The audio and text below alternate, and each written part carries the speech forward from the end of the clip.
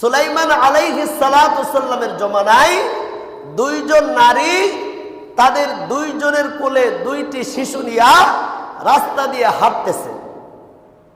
হাঁটতে হাঁটতে হাঁটতে হাঁটতে সামনে যাওয়ার পরে বিশাল এক জঙ্গল, ওই জঙ্গলের মাঝখান দিয়া দুই মহিলা শিশু সন্তান নিয়ে হাঁটতে হাঁটতে যাচ্ছে। হঠাৎ করে জঙ্গলের ভিতরে এক নেকড়ে ভাগ আইসা এক মহিলার কুলের থেকে সন্তান নিয়ে বাঘ উদাও হয়ে গেছে, অনেক দূর চলে গেছে। এখন ওই মহিলা তো সন্তান হারা হয়ে গেছে, চিন্তা করে আমরা দুইজন দুটা সন্তান নিয়ে আসলাম, এখন আমার কোলের সন্তান ভাগে নিয়ে গেছে, কিন্তু আমার সাথে যে আছে তার সন্তানটা তো ঠিকই রয়ে গেছে। তাকে শয়তান প্ররোচনা দিছে যে তুমি তো ইচ্ছা করলে তোমার পাশে যে আছে তার কোলে যে সন্তান, ওই সন্তানটা তুমি যে কোনো সময় তার কাছ থেকে নিয়ে নিতে পারো, তুমি নিঃসন্তান থাকবা কেন?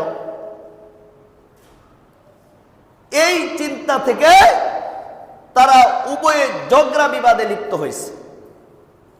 ঝগড়া বিবাদে লিপ্ত হওয়ার পরে সে বলতেছে এটা আমার সন্তান, তোমার সন্তান নেকড়ে ভাগ নিয়ে গেছে। সে বলতেছে যে না, এটা আমার সন্তান, তোমার সন্তান নেকড়ে ভাগ নিয়ে গেছে। কেউ কারো ফাইসালা মানে না। উপায়ন্তর না পেয়ে তারা হযরত সুলাইমান আলাইহিস সালাতু সাল্লামের দরবারে হাজির হয়েছে।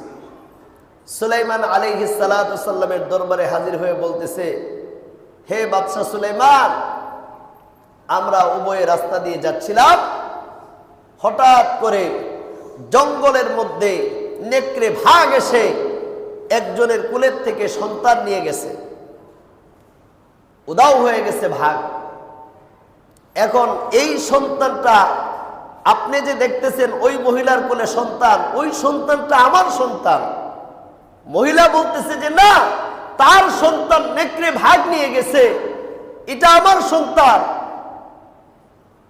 সে বলতেছে যে না, তার সন্তান নিয়ে গেছে আর সে আমার সন্তান তার কোলের মধ্যে নিয়ে গেছে। সুলাইমান আলাইহিস সালাতু সাল্লাম তাদেরকে অনেক বুদ্ধি কৌশলে বোঝানোর চেষ্টা করলেন, তারা কেউ সন্তান দিতে রাজি নয়। পয়গম্বর সুলাইমান আলাইহিস সালাম হিকমত অবলম্বন করলেন।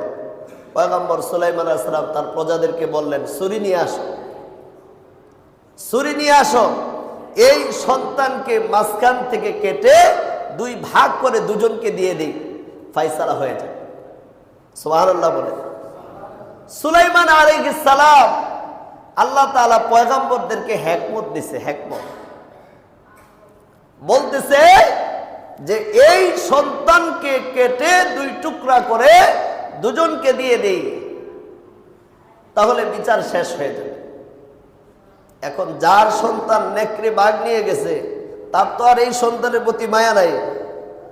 সে বলতেছে হ্যাঁ তাই হোক, আপনি কেটে দুই টুকরা করে আমাদের দুইজনকে দিয়ে দেন। আর যার সন্তান, সে চোখের পানি ছেড়ে কেঁদে ফেলতেছে, কান্না করে বলতেছে, বাদশা সুলাইমান, না, আমার সন্তানকে ছুরি দিয়ে কাটার কোনো প্রয়োজন নাই, এই সন্তান আপনি তাকে দিয়ে দিন, অন্তত কমপক্ষে আমার সন্তান জীবিত থাক।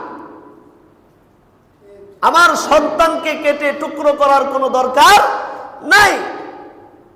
আপনি যদি তাকে আমার সন্তান দিয়ে দেন, অন্তত কমপক্ষে আমার সন্তান তো জীবিত থাকবে, বাঁচবে, আমার সন্তান তো মারা যাবে না।